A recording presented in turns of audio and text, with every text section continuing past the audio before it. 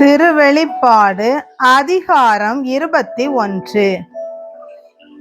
பின்பு நான் புதியதொரு விண்ணகத்தையும் புதியதொரு மண்ணகத்தையும் கண்டேன். முன்பு இருந்த விண்ணகமும் மண்ணகமும் மறைந்து விட்டன, கடலும் இல்லாமற் போயிற்று. அப்பொழுது புதிய எருசலேம் என்னும் திருநகர் கடவுளிடம் இருந்து விண்ணகத்தை விட்டு இறங்கி வர கண்டேன்.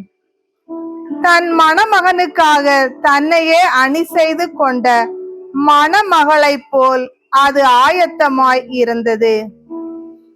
பின்பு விண்ணகத்திலிருந்து எழுந்த பெரும் குரல் ஒன்றை கேட்டேன்.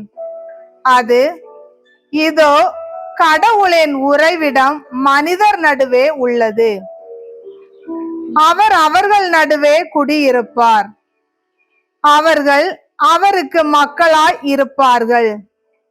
கடவுள் தாமே அவர்களோடு இருப்பார், அவரே அவர்களுடைய கடவுளாய் இருப்பார். அவர்களுடைய கண்ணீர் அனைத்தையும் அவர் துடைத்து விடுவார்.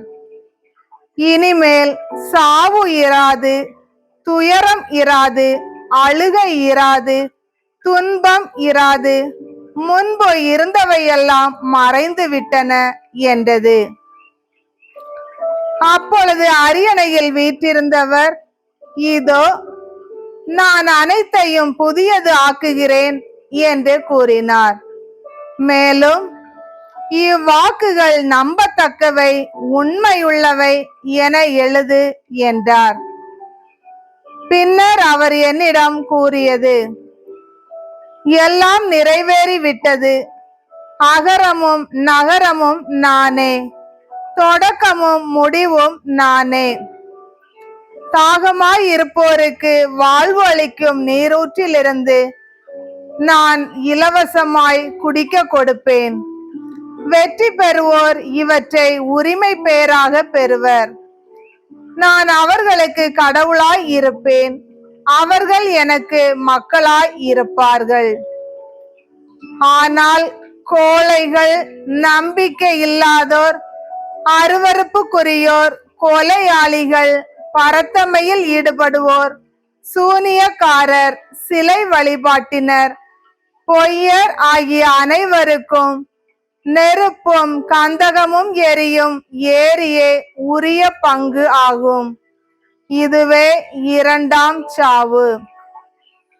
இறுதியான அந்த 7 வாதைகள் நிறைந்த 7 கிண்ணங்களை கொண்டிருந்த 7 வானதூதர்களுள் ஒருவர் வந்து, வா, ஆட்டுக்குட்டி மணந்து கொண்ட மணமகளை உனக்கு காட்டுவேன் என்று என்னிடம் கூறினார். தூய ஆவி என்னை ஆட்கொள்ளவே அந்த வானதூதர் ஒரு பெரிய உயர்ந்த மலைக்கு என்னை கொண்டு சென்றார்.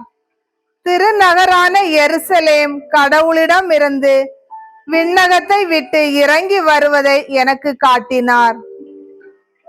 அதில் கடவுளின் மாட்சி விளங்கிற்று.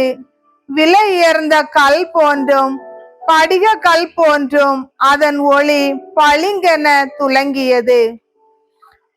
அதை சுற்றி பெரிய உயர்ந்த மதிலும் அதில் 12 வாயில்களும் இருந்தன. வாயில்களுக்கு பொறுப்பாய் 12 வானதூதர்கள் நின்றார்கள். இஸ்ரேல் மக்களுடைய 12 குலங்களின் பெயர்களும் அவ்வாயில்களில் பொறிக்கப்பட்டிருந்தன. கிழக்கே 3, வடக்கே 3, தெற்கே 3, மேற்கே 3மாக அவை அமைந்திருந்தன. நகரின் மதில் 12 அடி கற்களை கொண்டிருந்தது. அவற்றில் ஆட்டுக்குட்டியின் 12 திருத்தூதர்களின் பெயர்களும் எழுதப்பட்டிருந்தன. என்னோடு பேசியவர் நகரையும் அதன் மதிலையும் வாயில்களையும் அளக்கும் பொருட்டு பொன்னால் ஆன ஓர் அளவுகோலை வைத்திருந்தார். அந்நகரம் சதுரமாய் இருந்தது. அதன் நீளமும் அகலமும் ஒரே அளவுதான். அவர் அந்த அளவுகோலை கொண்டு நகரை அளந்தார். அதன் அளவு 2400 கிலோமீட்டர். அதன் நீளம், அகலம், உயரம் எல்லாமே ஒரே அளவுதான். பின் அவர் மதிலை அளந்தார். அதன் உயரம் 216 அடி. மனிதரிடையே வழக்கில் இருந்த அளவைகளையே அவரும் பயன்படுத்தினார். அதன் மதில் படிக கற்களால் கட்டப்பட்டிருந்தது. அந்நகரோ தூய்மையான கண்ணாடி போன்ற பசும்பொன்னால் ஆனது. நகர மதிலின் அடிக்கற்கள் விலை உயர்ந்த எல்லாவித கற்களாலும் அணி செய்யப்பட்டிருந்தன.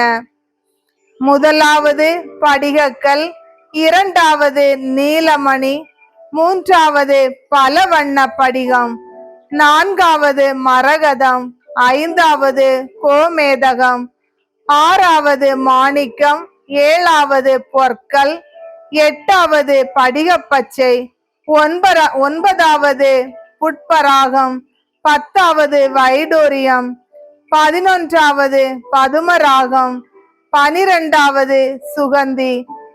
12 வாயில்களும் 12 முத்துகளால் ஆனவை. ஒவ்வொரு வாயிலும் ஒவ்வொரு வகையான முத்தால் ஆனது. நகரின் தெரு தெள்ளத் தெளிவான கண்ணாடி போன்ற பசும் பொன்னால் ஆனது. நகருக்குள் கோவில் காணப்படவில்லை. ஏனெனில் எல்லாம் வல்ல கடவுளாகிய ஆண்டவரும் ஆட்டுக்குட்டியுமே அதன் கோவில். அந்நகருக்கு ஒளி கொடுக்க கதிரவனோ நிலவோ தேவைப்படவில்லை. கடவுளின் மாட்சியே அதன் ஒளி, ஆட்டுக்குட்டியே அதன் விளக்கு. மக்களினத்தார் அதன் ஒளியில் நடப்பர். மண்ணுலக அரசர்கள் தங்களுக்கு பெருமை சேர்ப்பவற்றை எல்லாம் அங்கு கொண்டு செல்வார்கள். அதன் வாயில்கள் நாள் முழுவதும் திறந்திருக்கும். அங்கு இரவே இராது. உலகின் பெருமையும் மாண்பும் எல்லாம் அங்கு கொண்டு செல்லப்படும்.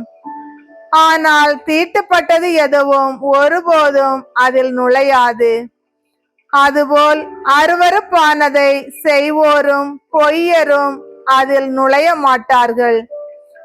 ஆட்டுக்குட்டி வைத்திருக்கும் வாழ்வின் நூலில் பெயர் எழுதப்பட்டவர்கள் மட்டுமே அதில் நுழைவார்கள்.